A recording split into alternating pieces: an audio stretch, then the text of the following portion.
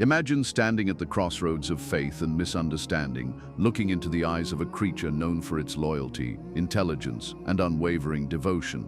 Now imagine that this creature, the dog, is the subject of immense debate among Muslims, often wrapped in layers of confusion, fear, and half-truths. Many people, even practicing Muslims, may shy away from dogs, sometimes with unease, sometimes with contempt, all while being unsure of the actual teachings of Islam on the matter. It's a topic whispered about in corners, often dominated by cultural beliefs rather than concrete religious knowledge. But beneath all this fog lies a clear, balanced, and profoundly compassionate perspective, one that, when revealed, can completely change how we see these animals. The reason this subject matters so deeply is because it doesn't just reflect how we treat one specific species. It reveals how we understand our own religion, how we balance purity with mercy, and how we interpret divine guidance in a world full of nuance. Dogs in many cultures are celebrated as heroes, family members, and saviors. But in some Muslim societies, they're often feared or avoided entirely. This contradiction raises a powerful question: where does Islam truly stand? And more importantly, why has there been so much confusion? The truth is, our faith is not silent on this topic. It speaks clearly and beautifully through the verses of the Quran and the narrations of the Prophet Muhammad. These sources don't offer a simplistic yes or no, but rather a multi-layered response that invites thought, compassion, and spiritual discipline. And perhaps that's the point. Islam isn't just about rules, it's about balance, about holding purity in one hand and mercy in the other, about guarding both ritual cleanliness and emotional tenderness. In a world that is constantly swinging between extremes, this is huge. Understanding how dogs are viewed in Islam allows us to access something far greater, a faith that respects the realities of life while elevating the soul through empathy and discipline. That's why we begin this journey not with fear or suspicion, but with open hearts and minds, ready to uncover a truth that's been hidden in plain sight. And where better to begin than the Quran itself, the primary source of divine guidance in Islam. While many may assume that dogs are absent from this holy book, that assumption quickly dissolves when we enter the powerful narrative found in Surah Al-Kahf, known as the people of the cave. This story is one of faith, resilience, and divine protection. It speaks of a group of young men who fled persecution for the sake of their belief in Allah. They took shelter in a cave, trusting entirely in God's mercy. But they were not alone. With them was a dog, a silent guardian who rested at the entrance of the cave, sharing in their seclusion and their miracle. The Quran describes this scene with a level of detail that is both poetic and purposeful. You would have thought them awake while they were asleep, and we turned them to the right and to the left, while their dog stretched his forelegs at the entrance. Surah Al-Kahf, 1818. This is no mere background detail. The dog is mentioned multiple times in the passage, and his inclusion among these righteous youths is intentional. Why would Allah choose to highlight an animal, especially one later labeled by some as impure? The answer lies in the symbolic and spiritual significance of his presence. This dog was not excluded from the miracle, nor was it treated as a contaminant. It was part of the group, part of the blessing, protected under the same divine care that sheltered the believers. This isn't just a story about the endurance of faith,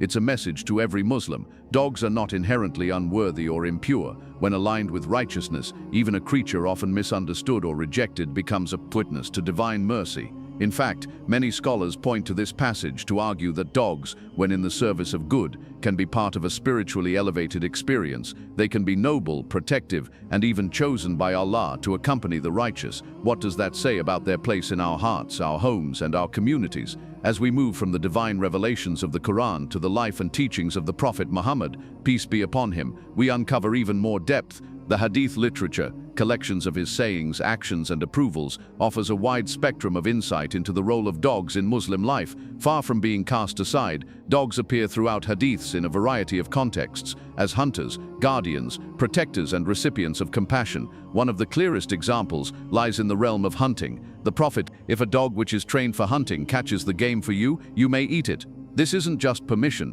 it's a sign of trust in the animal's role. The dog is not considered a polluter of the food, but a trusted tool in lawful sustenance. Its participation in the hunt does not nullify the permissibility of the meat. In fact, its training is honored, its role respected. Likewise, dogs are recognized for their function in guarding. In another narration, the Prophet stated, "Whoever keeps a dog except for hunting or herding livestock, his reward will be decreased by 2 karats every day." This might seem like a warning, but it actually points to an important exception.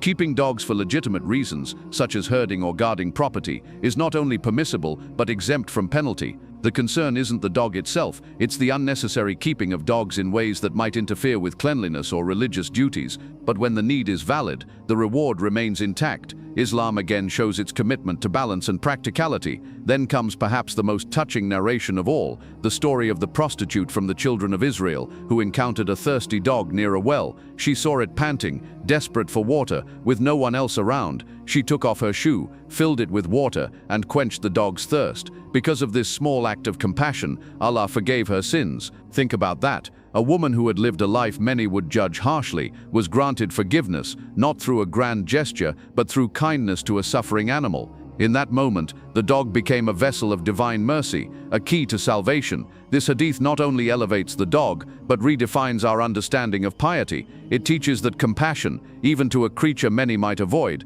is more beloved to Allah than rigid piety devoid of mercy. The Prophet's teachings don't limit the value of animals to their function, they extend it to their existence. They are part of creation, and as such, they deserve our care, our mercy, and our respect. But what about purity? What about the oft-repeated concern that dogs are impure and should be kept away from places of prayer? This is where many misunderstandings begin, and where clarity is most urgently needed. Islam places tremendous importance on ritual purity, particularly before performing acts of worship. But this does not mean the entire animal is impure or unworthy. It means we are called to be mindful and clean, not fearful and avoidant. The Prophet did say, "If a dog drinks from the utensil of any one of you, it must be washed 7 times. Sahih Bukhari. This hadith has formed the basis for the ruling that a dog's saliva is najis, or impure. But it's crucial to recognize the scope of this ruling. It refers to saliva, not the fur, not the presence, not the dog as a being. This differentiation is key. It teaches us how to maintain purity without casting judgment or hatred toward the animal itself. Different schools of thought interpret this ruling with slight variations. The Maliki school, for instance, considers dogs as not impure in essence, and only applies this purification ruling out of precaution or for utensils used in eating. The Hanafi school emphasizes practical cleanliness without attributing impurity to the dog's body. Across the board, scholars agree on one thing: the goal is cleanliness, not vilification. In fact, by allowing dogs in certain roles and even acknowledging their presence in Quranic stories, Islam reveals its deeper objective: to guide Muslims in a life of discipline, mindfulness, and compassion. It's not about exclusion, but about responsibility. You can benefit from a dog's service, share space with it, and even care for it deeply, as long as you maintain cleanliness for acts of worship. That's the beauty of Islam's guidance. It doesn't demand detachment from the world, but invites you to walk through it with awareness, grace, and mercy. And when we embrace that understanding, everything divine mercy. In fact, many scholars point to this passage to argue that dogs, when in the service of good, can be part of a spiritually elevated experience. They can be noble, protective, and even chosen by Allah to accompany the righteous. What does that say about their place in our hearts, our homes, and our communities? As we move from the divine revelations of the Quran to the life and teachings of the Prophet Muhammad, peace be upon him, we uncover even more depth. The Hadith literature, collections of his sayings, actions, and approvals, offers a wide spectrum of insight into the role of dogs in Muslim life. Far from being cast aside, dogs appear throughout Hadiths in a variety of contexts, as hunters, guardians, protectors, and recipients of compassion. One of the clearest examples lies in the realm of hunting. The Prophet allowed Muslims to use trained dogs for catching game. In Sahih Bukhari, he said, "If a dog which is trained for hunting catches the game for you, you may eat it." This isn't just permission, it's a sign of trust in the animal's role. The dog is not considered a polluter of the food, but a trusted tool in lawful sustenance. Its participation in the hunt does not nullify the permissibility of the meat. In fact, its training is honored, its role respected. Likewise, dogs are recognized for their function in guarding. In another narration, the Prophet stated, "Whoever keeps a dog, except for hunting or herding livestock, his reward will be decreased by 2 qirats every day." This might seem like a warning, but it actually points to an important exception. Keeping dogs for legitimate reasons, such as herding or guarding property, is not only permissible but exempt from penalty. The concern isn't the dog itself, it's the unnecessary keeping of dogs in ways that might interfere with cleanliness or religious duties. But when the need is valid, the reward remains intact. Islam again shows its commitment to balance and practicality. Then comes perhaps the most touching narration of all, the story of the prostitute from the children of Israel who encountered a thirsty dog near a well. She saw it panting, desperate for water, with no one else around. She had no container, no tool, but what she did have was empathy. She removed her shoe, tied it to her scarf, and lowered it into the well. The dog drank. The woman walked away, and the heavens opened up, not with wrath, but with mercy. Allah forgave all her sins, not for a lifetime of prayer, not for fasting, but for this one quiet act of mercy to an animal most would ignore. What does that say about the place of dogs in our ethical universe? What does that say about the character Allah wants from His servants? This story, narrated in Sahih Bukhari, is more than a moment. It's a mirror. It reflects back to us the soul of our religion. The Prophet Muhammad didn't merely preach mercy, he practiced it, taught it, lived it. He reminded his followers that every act of kindness to a living being is a form of charity. Feeding a hungry animal, quenching the thirst of a dog, even removing harm from its path, all of these are spiritually rewarded. The animal does not need to be useful, domesticated, or beloved. Its mere existence is enough to merit our care. But the Prophet, peace be upon him, didn't stop at encouragement. He also warned against the opposite: cruelty, neglect, and arrogance toward those unable to speak for themselves. In one chilling narration, also found in Sahih Bukhari, a woman is condemned to hell. Why? Because she imprisoned a cat. She didn't feed it, didn't let it roam to find food. The animal died a slow death of starvation, and for that, the punishment was eternal. What then should we think about those who beat dogs, torment them, or drive them away with contempt, just because they've heard somewhere that dogs are impure? The Prophet condemned unnecessary harm, whether it was to a cat, a bird, or a dog. He said that anyone who kills even a small bird without just cause will be questioned by Allah on the Day of Judgment. That is the weight of taking life in Islam. And if that is the gravity of harming a sparrow, what then of a loyal dog left to die in the streets? What of the working dog beaten for not obeying a command? What of the strays who are chased, poisoned, or burned, all in the name of some imagined religious purity? Islam's view on animals is not passive, it is active. The Prophet once entered a garden and saw a camel crying, its eyes full of tears. He went to it, stroked its head, and asked who its owner was. A man came forward. The Prophet said to him, "Do you not fear Allah regarding this animal He has placed in your care?" This is the true prophetic legacy, a legacy that doesn't separate worship from ethics, that doesn't see animals as below us, but as part of the trust we've been given. And dogs, with their loyalty and service, stand at a unique crossroads in this ethical landscape. In many parts of the Muslim world today, dogs are not only cared for, they are essential partners in the daily lives of families, workers, and entire communities. In rural areas, shepherds still rely on dogs to protect their flocks from predators. In urban centers, police forces deploy trained dogs to locate missing persons, detect explosives, or protect civilians during high-risk situations. These aren't hypotheticals. They are real, lived examples of how dogs contribute meaningfully to the safety and well-being of Muslims everywhere. In countries like Turkey, Indonesia, and parts of the Middle East, working dogs are not considered impure burdens. They are respected members of society. Their utility is not seen as contradicting Islamic values, but rather fulfilling them. Because at its core, Islam is a religion of benefit. Anything that brings about good, prevents harm, or protects life is praised and encouraged. And if a dog can do that, if it can guide the blind, calm a child with autism, detect seizures before they happen, then that dog becomes a vessel of divine mercy in these communities we see the practical integration of Islamic law and modern reality. Dogs are kept for service, but precautions are taken to maintain cleanliness. Muslims who handle dogs wash before prayer, avoid contact with saliva, and keep separate spaces for worship. The idea is not to reject the animal, but to live responsibly alongside it. Just like one wouldn't wear muddy shoes into the masjid, one wouldn't allow a dog to interfere with purity rituals. It's not about fear, it's about mindfulness. And this mindfulness extends even to dogs kept as companions. Across the world, there's a growing number of Muslims who keep dogs as pets, not just for work or guarding, but for love.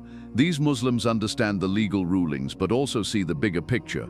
Cleanliness can be maintained, boundaries can be set, and affection does not have to be forbidden. They wash their homes, limit the dog's access to prayer spaces, and ensure they're always in a state of readiness for worship. They understand that Islam is a religion of balance, not restriction for the sake of restriction.